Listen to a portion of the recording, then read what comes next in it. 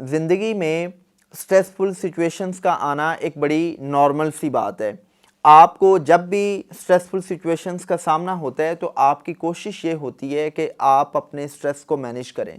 लेकिन अगर आप अपने स्ट्रेस को मैनेज नहीं कर पाते और आप मुसलसल ज़हनी तनाव की कंडीशन में रहते हैं, तो यही ज़हनी तनाव आपको जिस्मानी, ज़हनी और नफ्सियाती तौर पर बुरी तरह मुतासिर करता है। मैं अपने व्यूअर्स के साथ शेयर करना चाहूँगा कि हमें पता कैसे चलेगा कि मुझे ज़हनी तनाव का सामना है। तो कुछ अलामात हम शेयर करते हैं। उन अलामात की मदद से आप जान सकते हैं कि मैं ज़हनी तनाव को फेस कर रहा हूँ और मुझे इसको क्योर करना चाहिए, मुझे इसकी रेमेडी की तरफ आना चाहिए।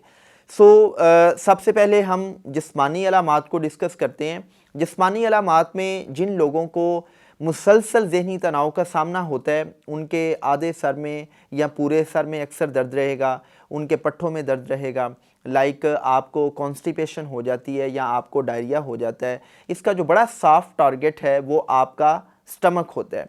उसके साथ साथ पल्पिटेशंस होती हैं, आपके दिल की धड़कन तेज़ हो जाती है, आपको नौसिया फील होता है। जब हम इसकी इमोशनल सिम्टम्स की बात करते हैं तो आप अक्सर बेचैनी और बेसुकूनी महसूस करते हैं, आप कांस्टेंट वरी रहते हैं, आप तन्हाई में जाना चाहते हैं, आपका किसी के साथ दिल नहीं लगता, आप किसी से बात नहीं करना पसंद करते, आपका दिल करता है कि आप तन्हा रहें।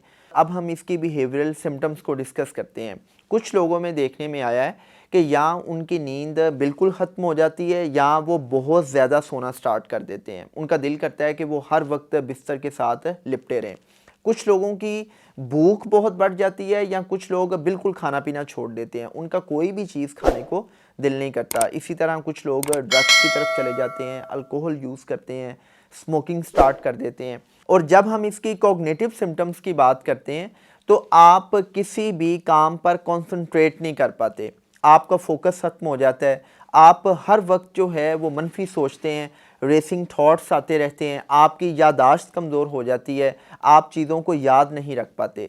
तो ये तो थी ज़हनी तनाव की जिस्मानी, नफ्सियाती, बिहेवियरल और मेंटल सिम्टम्स। स्ट्रेस के सिम्टम्स को डिस्कस करने के बाद अब मैं अपने व्यूवर्स के साथ 4 ऐसे पॉइंट्स शेयर करूँगा जिनकी मदद से आप बग़ैर किसी साइकोलॉजिस्ट, साइकोथेरापिस्ट या साइकेट्रिस्ट की मदद के अपने स्ट्रेस को खुद से मैनेज कर सकते हैं। अगर आप इन 4 चीज़ों को अप्लाई करने के बावजूद भी अपने स्ट्रेस को मैनेज नहीं कर पा रहे तो फिर आप क्या करें, फिर आप किसी साइकोलॉजिस्ट या साइकेट्रिस्ट से ज़रूर मशवरा करें। और इसमें आप मेरी उस वीडियो से भी इस्तिफ़ादा हासिल कर सकते हैं कि जिस वीडियो में हमने ऐसी साइकोथेरेपी टेक्निक्स शेयर की हैं जिनकी मदद से आप किसी साइकेट्रिस्ट की मदद के बगैर साइकोथेरेपी टेक्निक्स की मदद से आप अपने स्ट्रेस को मैनेज कर सकते हैं।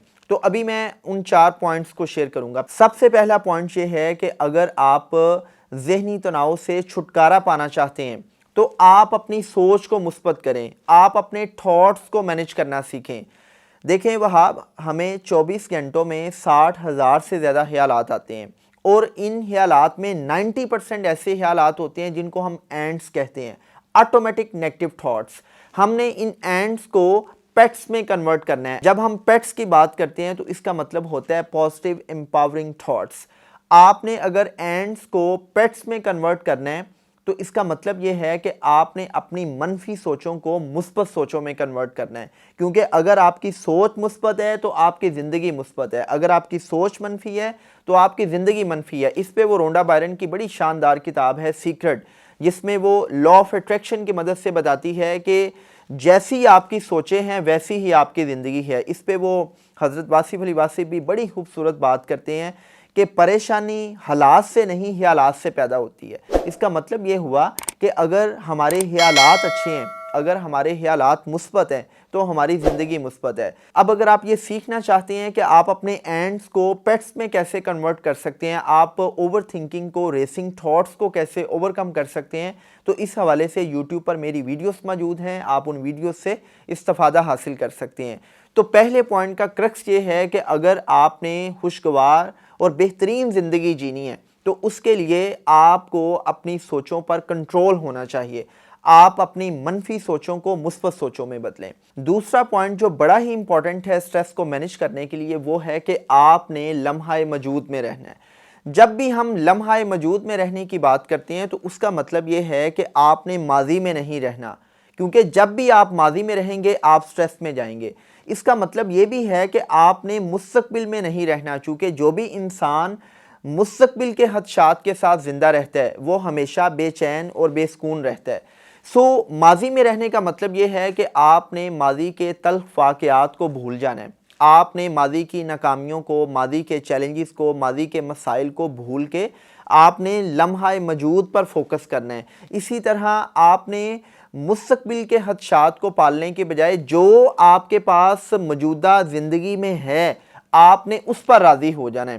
جب آپ لمحہ موجود میں رہ کے زندگی گزارتے ہیں تو پھر آپ کی زندگی میں سکون ہوتا ہے، پھر آپ کی زندگی میں خوشگواری کا احساس ہوتا ہے۔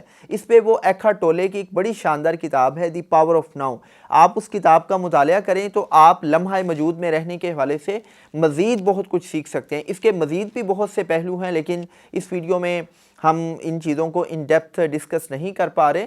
اگر آپ لمحہ موجود کے حوالے سے مزید جاننا چاہتے ہیں تو یوٹیوب پر اس حوالے سے میری ایک علیحدہ ویڈیو موجود ہے۔ تیسرا پوائنٹ، اگر آپ اپنے سٹریس کو مینیج کرنا چاہتے ہیں تو آج سے اپنی کمپنی پر نظر رکھیں کہ آپ کا واسطہ کن لوگوں کے ساتھ رہتا ہے۔ اب ہوتا کیا ہے کہ کبھی کبھی ہم خود تو خوشگوار زندگی جی رہے ہوتے ہیں لیکن موسٹلی جن لوگوں کے ساتھ ہمارا وقت گزرتا ہے وہ لوگ نیگیٹیوٹی کو پروموٹ کر رہے ہوتے ہیں۔ وہ لوگ جب بھی آپ کے ساتھ بیٹھتے ہیں وہ منفیت کو پروموٹ کریں گے، وہ آپ کے ساتھ ایسے دکھڑے ڈسکس کریں گے، ایسی باتیں ڈسکس کریں گے کہ ان کی باتوں کا اثر آپ کو ذہنی اور جذباتی اور نفسیاتی طور پر کمزور کرتا ہے۔ اس پہ وہ ٹم فیرس یہ کہتا ہے کہ اگر آپ یہ دیکھنا چاہتے ہیں کہ آپ کی شخصیت کیسی ہے تو آپ یہ دیکھیں کہ آپ کا زیادہ وقت کن 5 لوگوں کے ساتھ زیادہ گزرتا ہے۔ اگر آپ منفی لوگوں کے درمیان گرے رہتے ہیں تو آپ کی سوچوں کا پیندہ بھی کمزور ہوگا۔ اگر آپ ایسے لوگوں کے درمیان گرے رہتے ہیں جو ناکام ہیں، جو نالائق ہیں، جو نکمے ہیں، جو ہر وقت نیگیٹیوٹی کو پروموٹ کرتے ہیں تو ان کی باتوں کا اثر آپ کی نفسیات پر بھی ہوگا۔ آپ نے یہ دیکھنا ہے کہ میری کمپنی میں رہنے والے لوگ کیا مثبت لوگ ہیں، کیا کامیاب لوگ ہیں، کیا ایسے لوگ ہیں کہ جو زندگی میں آگے بڑھنا چاہتے ہیں، جن کے اندر پروگریسو ایٹیٹیوڈ ہے، یا ایسے لوگ ہیں کہ جو ہر وقت وکٹم مینٹالٹی کے ساتھ منفیت کو پروموٹ کرتے ہیں۔ آپ اپنی کمپنی پہ نظر رکھیں۔